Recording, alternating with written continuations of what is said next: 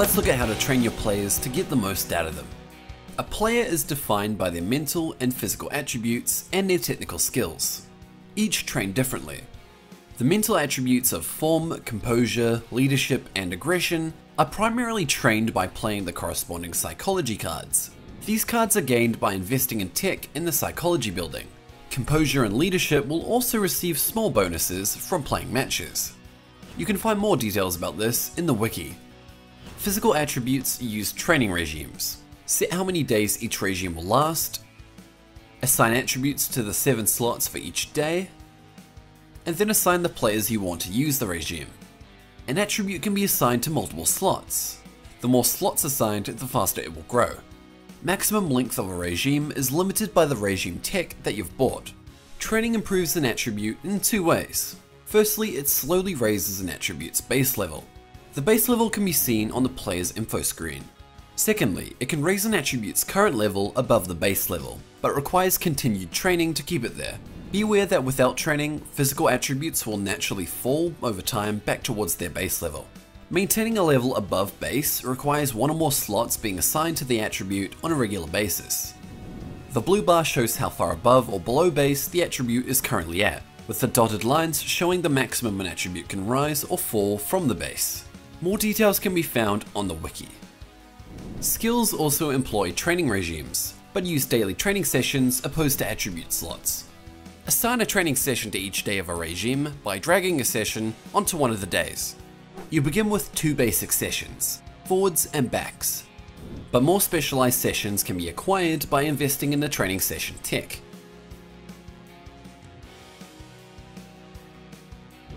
The exact skills and how heavily they are trained depend on the session you choose. You can click on a session to show which skills will be trained. See the wiki's skill training section for more detailed information. Playing training cards on sessions boosts training on the card's focus skill. The higher the card energy, the bigger the training boost. If the focus of the card matches a session's skill, then a synergy bonus of plus 10% is also gained. The maximum number of cards that can be played in a single session is limited by training slot tech, up to a maximum of 3 cards.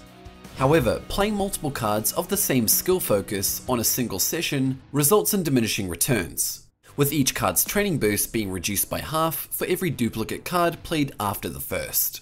Once a regime is ready, it must be activated before it can be run. If you forget or fail to activate it, the regime will not run. When all sessions in a regime have been run, it deactivates, and will need to be activated again. Investing in the regime tech will provide an auto repeat feature that allows regimes to automatically reactivate when they finish. Once a regime has activated, it'll show a green arrow icon opposed to a red square. Both types of training, physical and technical, may be run once per day, either when you run it manually or automatically at midnight. Training cannot run more than once a day, so if a regime is not active when training is run, it'll miss out on that day's training, even if subsequently activated that day. When training is complete, you receive a report. This gives a summary for every player trained, showing how much XP they gained and their progress to the next player level. If a level was lost or gained, it is also shown.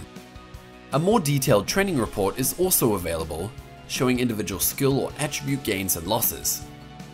The wiki provides detailed information about exactly how skill and attribute gains and losses are generated through training.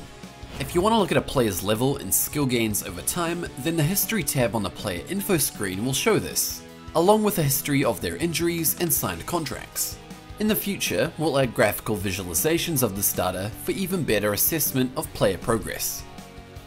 That wraps it up for this video. Remember to look at the wiki for more details, and stay tuned for the next video.